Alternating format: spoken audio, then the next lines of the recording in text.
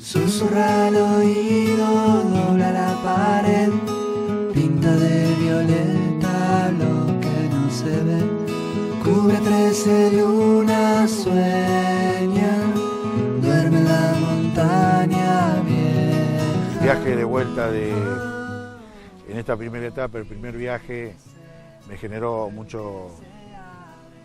cosas para pensar y ahí empecé a ver los primeros conflictos, digamos, ¿no? Sí, ya en aquel entonces había organizaciones guerrilleras, era el inicio de las Fuerzas Armadas Revolucionarias Colombianas, la FARC, el M-19, hasta que llegué y vi en los árboles al costado de la ruta carteles pegados con proclamas: ha entrado usted en territorio libre. Caramba, ¿qué es esto, no? Nosotros habíamos subido a un camión y doblando un recodo el camión fue detenido. Y ese fue el primer contacto que tuvimos con la FARC. Bajaron a toda la gente del camión, empezaron a pedir documentos. Obviamente yo no tenía pasaporte. Mi primo sí tenía pasaporte, era adulto. Entonces se planteó una cuestión cómica, ¿no? Porque todos los que tenían pasaporte se los llevaron y a mí me dejaron seguir. De ahí fuimos a Venezuela, fuimos a Caracas, una ciudad que me impactó, me sorprendió. Y después fuimos a Maracaibo, ahí nos quedamos un mes casi. Fuimos a Ecuador, quise ver y conocer el lugar donde está, digamos, es como una gran casilla, un observatorio natural que hicieron los españoles, y bueno, al lado hay algo más moderno, que es donde se cruza la línea de Ecuador, se divide el hemisferio norte del sur. Volvimos otra vez a entrar a Colombia, hicimos Guatemala, Honduras, Nicaragua, hasta que llegamos a Yucatán, en México. Y ya cuando llegamos ahí, dije, ya hacía como 3 meses y medio, 4 que estábamos dando vuelta, y yo le digo, mirá, metámosle pata ya, viste, yo ya no quiero conocer nada, quiero ir a Estados Unidos, quiero entrar a Estados Unidos. Que era un poco el sueño del pibe, y casi todos los de mi generación era hacer un poco el camino del Che Guevara, que era lo que más me había movido a mí, a hacer ese camino, ¿no? De la costa atlántica al Caribe. Llegamos a la ciudad del Paso, y lo más cerca que estuve de Estados Unidos es una calle. Dijeron, no, muchachos, acá no, sin documentos, sin plata, sin nada. Besa las palabras sueltas y mira el horizonte y juega. Y ahí decidimos, bueno, ¿qué hacemos? Bueno, tenemos que volver. Pero no íbamos a volver por donde fuimos. Digo, vamos por la costa atlántica. Quiero conocer Manaos, no la gaseosa. La ciudad de Manaos, fundada por Henry Ford, para sacar caucho para sus famosos Forté. Y bueno, y esa fue una experiencia también fuerte. En una aldea de pescadores nos avisaron, tengan cuidado que andan los esclavistas, y ustedes que son turistas, tengan cuidado. Y nosotros, bueno, nos preguntamos, ¿cómo esclavistas? Sí, ven gente por la que nadie va a pedir o va a reclamar dentro de Brasil, y ustedes son turistas, los van a levantar y los van a llevar a trabajar a las plantaciones, o los van a llevar a trabajar. Ya en aquel entonces, en el norte de Brasil, sí había laboratorios para la droga. Así que bueno, decidimos caminar, y caminamos mucho, porque teníamos miedo de hacer dedo y que por ahí fuera algún camión de los esclavistas, qué sé yo. Nos hacíamos una novela bárbara, y resulta que los camiones de los esclavistas se conocían, pero de lejos, porque iba con gente armada arriba, ¿viste? Qué sé yo, y nos escapamos 2 veces. Una vez nos escondimos en la selva, estuvimos como como una semana adentro de la selva, tratando de encontrar de vuelta el camino. Y bueno, llegamos a Río, y ahí decidimos sacar boleto y pedimos plata, y nos sacamos un pasaje hasta Iguazú. Y cuando llegamos a Iguazú, sí, seguimos a dedo hasta la Patagonia. todo ese recorrido nos llevó casi 7 meses. Llegamos llenos de piojos, de pulgas. Yo había perdido casi 10 kilos. Pero fue una experiencia fenomenal para mí, ¿no?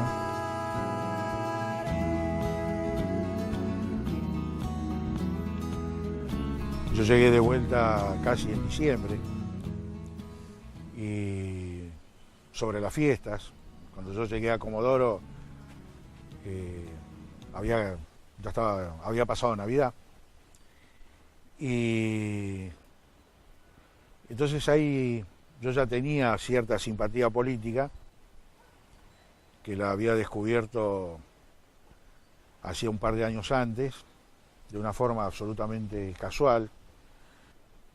Mi viejo tenía un bazar, un tipo homenaje, entonces yo lo ayudaba ahí en el depósito.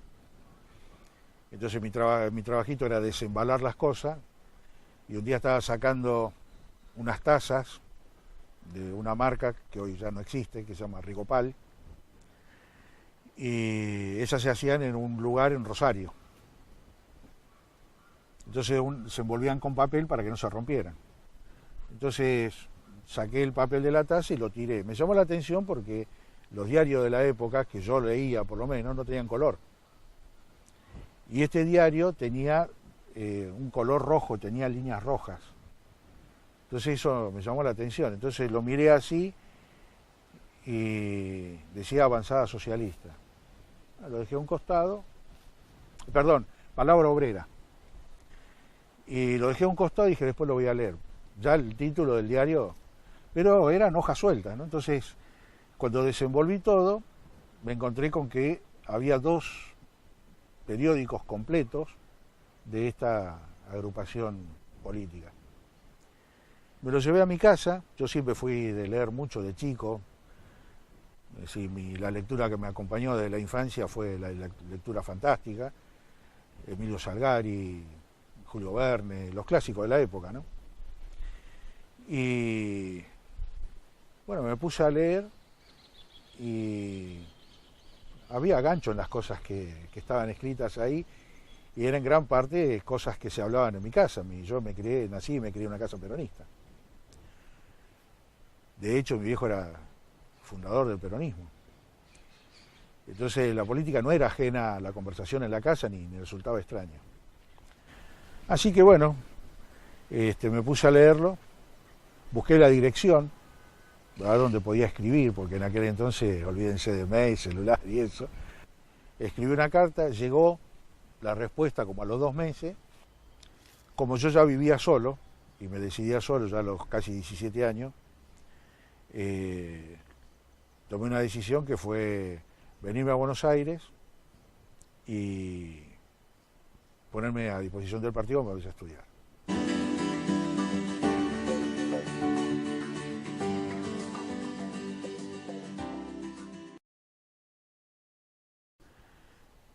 Y bueno, en aquella época la formación de la militancia era una formación bastante dura, de muchas horas de estudio, se estudiaban casi carreras universitarias completas para poder tener una buena formación. Y bueno, me tomé los siguientes 4 años entre militancia política, partidaria concretamente, militancia sindical. Empecé a tener idea de lo que era un sindicato, digo, sindicato de estudiantes, ¿no? En el viaje, ya con alguna formación más o menos iniciada, a los 16, y en este viaje que hicimos, cuando volvimos a la Argentina, para seguir hacia el norte, nosotros entramos por Mendoza. Y bueno, había mucha efusividad en este año 69, y nos enteramos del gran paro que se estaba organizando en Córdoba, de estudiantes y demás, y decidimos participar de él. Y bueno, el tercer día ya en una reunión en la que participo del Centro de Estudiantes Universitario ahí en Córdoba, que me permite participar porque vengo de una organización ya reconocida y demás.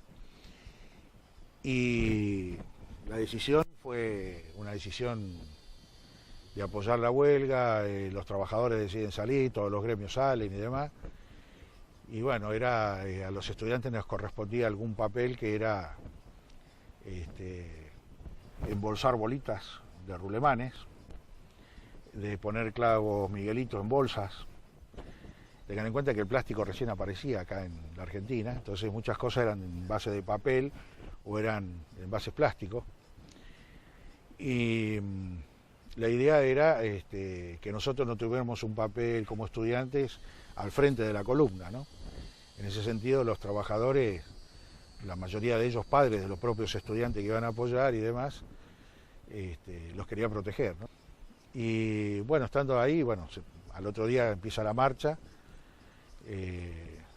se produce la primera baja, que precisamente es de mi agrupación partidaria, es el único muerto el primer día, Alberto Mena, es producto de la represión que se desata después, el caos en las calles, gente tomando comercios, rompiendo vidrieras, lo que más o menos se puede conocer desde los archivos, ¿no? Pero más terrible fue el amanecer del otro día. Al amanecer del otro día llega el ejército y nosotros que estábamos en la obra donde habíamos quedado a dormir, nos encontramos mirando por el balcón porque ya no había nada por participar, es decir, ya lo que quedaba eran grupos de choque directamente y nosotros no queríamos meternos en eso. Entonces estábamos mirando del balcón cuando de repente pasa un helicóptero y empieza a ametrallar los balcones y las terrazas porque había francotiradores. Bueno, así que el resto del día no sé qué pasó porque estuvimos escondidos en un armario que no queríamos ni asomarnos para ver porque las balas de los helicópteros pasaban las paredes, nosotros no sabíamos eso. Pensábamos que ponernos detrás de una pared era salvarnos y hacían unos agujeros tremendos en las paredes, las balas de los helicópteros. Entonces, bueno, poco pude saber qué pasó después en la tarde y demás. Y como había muchas fotos dando vueltas por ahí, con rostro de gente y el ejército y la policía empezaban a buscar a la gente que había participado de esto, es que nosotros con mi primo decidimos salir de ahí y seguir el viaje que teníamos pensado, ¿no? Así que bueno, subimos por Tucumán, Salta, Bolivia y ya lo que había contado antes, ¿no? Es decir, seguir nuestro viaje, pero esa fue la experiencia en el Cordobazo. Después, bueno, esto se coordina con lo que uno aprende después, ¿no? En los libros y estudia y demás.